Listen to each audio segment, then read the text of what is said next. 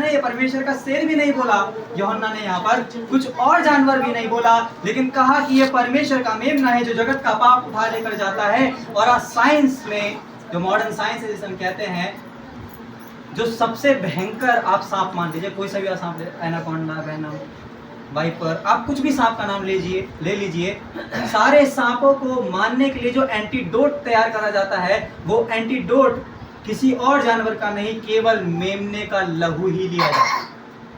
Hallelujah. किसी और जानवर का लहू सांप के विष को खत्म करने के लिए, उसके असर को खत्म करने के लिए काम में नहीं आ सकता।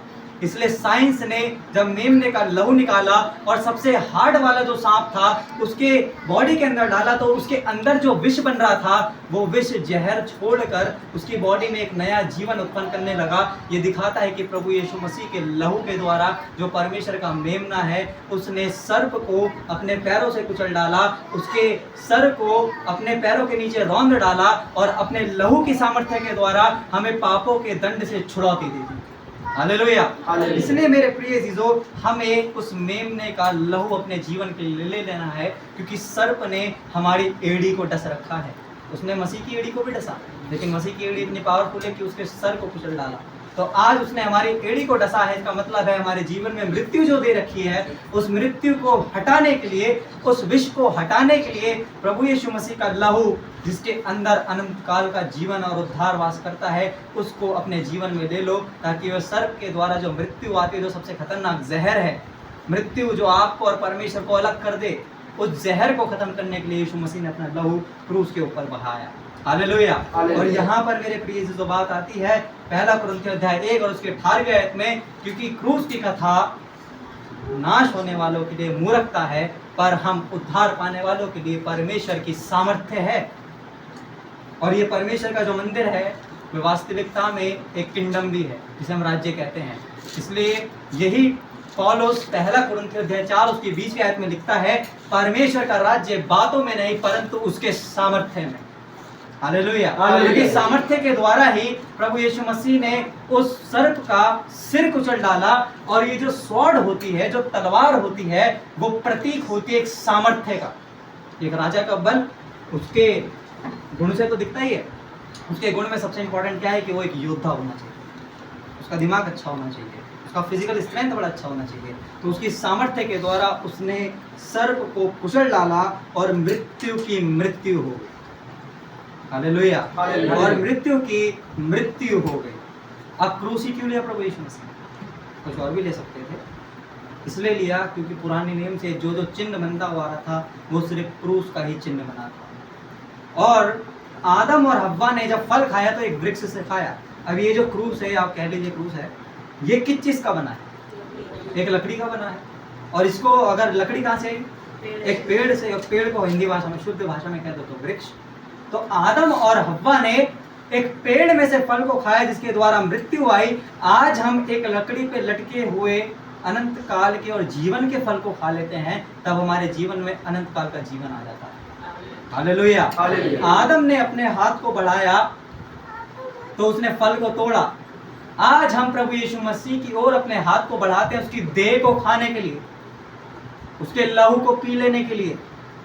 आदम ने हाथ बढ़ाया था अपने आप को वहां उस अनंत काल की मृत्यु में झोंकने के लिए, लेकिन परमेश्वर के लोग और आप और मैं जो धन्य लोग हैं, आदम से भी बड़े धन्य लोग हैं, आपने और मैंने अपना हाथ उस ज्योति की ओर बढ़ाया, उस ज्योति में से एक फल को खाया और वो ज्योति हमारे लिए जीवन बन गया।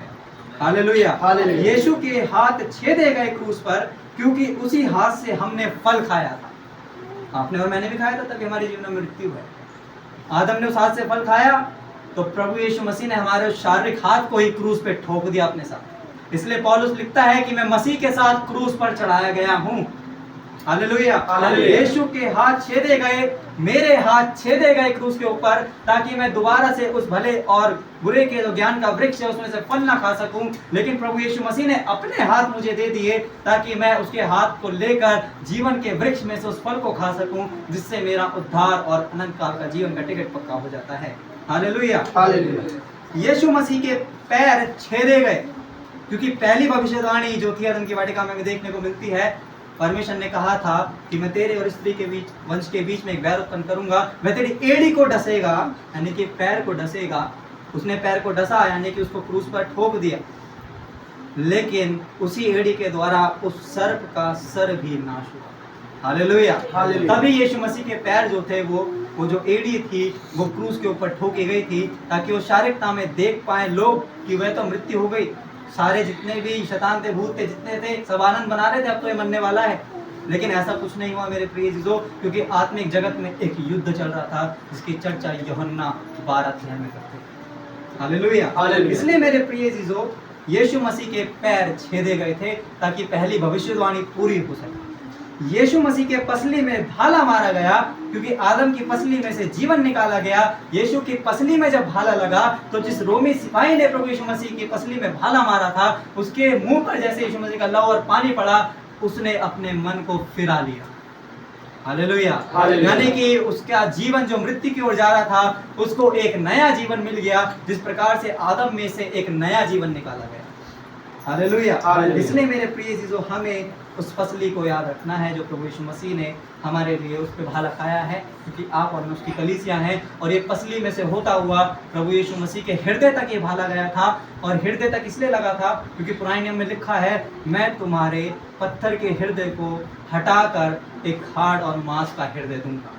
हालेलुया। तो कठोर हृदय जो मनुष्य का आज तक था, जो परमेश्वर के आवाज को सुनने के लिए अपने कानों को फैला लिया था 400 सालों से, दोबारा से हमने एक नए हृदय को पाया, एक नए आत्मा को पाया जो प्रभु यीशु मसीह के द्वारा हमें मिला है। हम दोबारा से उसके मार खाने से चंगे हुए और हमने ज्योति पाकर एक नया जीवन पा लिया। हालेलुया।